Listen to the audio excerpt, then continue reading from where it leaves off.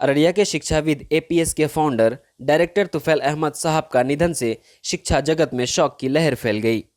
Tufail master साहब के नाम से प्रसिद्ध तुफैल साहब अररिया जिला के पलासी प्रखंड अंतर्गत डेहटी गांव के एक समृद्ध परिवार से आते थे। मूल्य रूप से गणित विषय के शिक्षक थे। नौरतन चौक पर कोचिंग सेंटर भी चलाते थे। फिर 23 जनवरी 1989 को अररिया वासियाबाद में अंग्रेजी माध्यम अररिया पब्लिक स्कूल नामक स्कूल का स्थापना किया। नौरतन चौक पर एक छोटे से कोचिंग क्लास से पूरे सीमांचल में शिक्षा का ज्योति जागृत करने वाले अररिया के महान शिक्षाविद और अररिया पब्लिक स्कूल संस्था के संस्थापक डायरेक्टर तुफैल अहमद की कोरोना से मौत हो गई। तुफैल साहब का जिला में शिक्षा जगत को बढ़ावा देने में अहम योगदान रहा है। अररिया के जाने माने महान शिक्षाविद और अररिया पब्लिक स्कूल अररिया के संस्थापक श्री तुफैल साहब का सोमवार को इलाज के दौरान एक निजी अस्पताल में मौत हो गई। श्री तुफैल अहमद के निधन से अररिया जिला सहित राज्य के शिक्षाविदों में शोक की लहर है। श्री तुफैल अहमद साहब कुछ दिनों पूर्व कोरोना से संक्रमित पाए गए थे। 2 दिन पूर्व ही उनकी पत्नी मेहर अंगेज का देहांत भी पूर्णिया से लौटने के क्रम में हो गई थी। तुफैल अहमद साहब को 2 पुत्र मोहम्मद आसिफ आलम, रागिब आलम और एक पुत्री डॉक्टर समन है। तुफैल अहमद जी के निधन से अररिया सहित राज्य के शिक्षा जगत में शोक की लहर देखी जा रही है और सभी मर्माहत हैं। हेड सर बहुत डाउन टू अर्थ आदमी थे। काम के प्रति उनका बहुत लगाव था।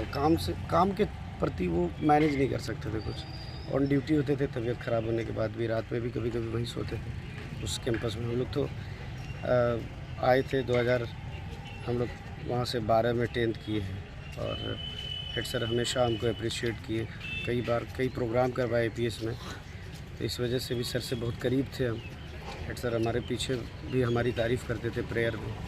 एक दिन की बात है कि जब हेड सर काफ़ी तबीयत ख़राब थी और हम मिलने गए सर से, सर बिस्तर पर से खड़े होके हमसे मिले और वो बात हम भूल नहीं सकते हैं और हमको लगता है कि हम हमेशा एपीएस का गुण गाए और एपीएस हमारे दिल में है।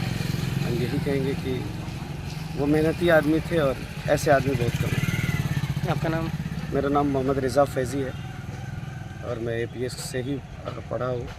आप लोग अररिया के लोग हमें एज एन आर्टिस्ट जानते हैं। और अभी आप क्या करते हैं? अभी तो हम मेडिकल स्टूडेंट हैं, डॉक्टर बन रहे हैं और किसी प्राइवेट हॉस्पिटल में अभी ड्यूटी कर रहे हैं कोविड के लिए, कोरोना वार्ड में। मैं ये कहना चाहूँगा कि इस ज़िला में जो शिक्षा जगत को एक बड़ा झटका लगा है। 1988 के आखिरी साल, 1989 के शुरुआत साल में जो इन्होंने अररिया पब्लिक स्कूल का फाउंडेशन दिया, एक छोटी सी स्कूल, प्राइवेट स्कूल, जो कि एक शिक्षा के अलग के रूप में इस ज़िला में आई और धीरे धीरे सीबीएसई स्कूल के रूप में 10+2 लेवल तक की स्टडी यहाँ से होनी शुरू हुई और बहुत सारे लोग यहाँ से तालीम लेकर के बहुत ऊँची जगह पर हैं। मैं खुद इसी स्कूल का तालिब इल्म और मैंने 5 साल पढ़ाई की है। जो शुरुआती बैच रही है मेरी, जो स्कूल जब ओपन हुई थी 1989 से 1995 तक के बैच में मैं खुद था। हम लोगों का फर्स्ट बैच हुआ करता था और स्कूल के अलावा शिक्षा में इनका अपना जो लगाव रहा है और private school and children welfare association, जिसका मैं ज़िला अध्यक्ष हूँ, इसके ये संरक्षक के रूप में रहे हैं और हमेशा शिक्षा की बात करते रहे हैं। और आज अररिया से इनका रुखसत होना, इनका इंतकाल होना एक शिक्षा जगत में लॉस है और मैं सारे private student children welfare association के तरफ से इनको श्रद्धांजलि देता हूँ और इनके परिवार के दुख में हम लोग शामिल हैं। इनके इंतकाल से 2 दिन पहले ही इनकी वाइफ, इनके अहलिया का इंतकाल हो गया था, जो कि इस घर में बहुत ही दुख का माहौल बना हुआ है और एक बिगेस्ट लॉस है अररिया के लिए। आपका नाम? सिफ्तान अहमद, जिला।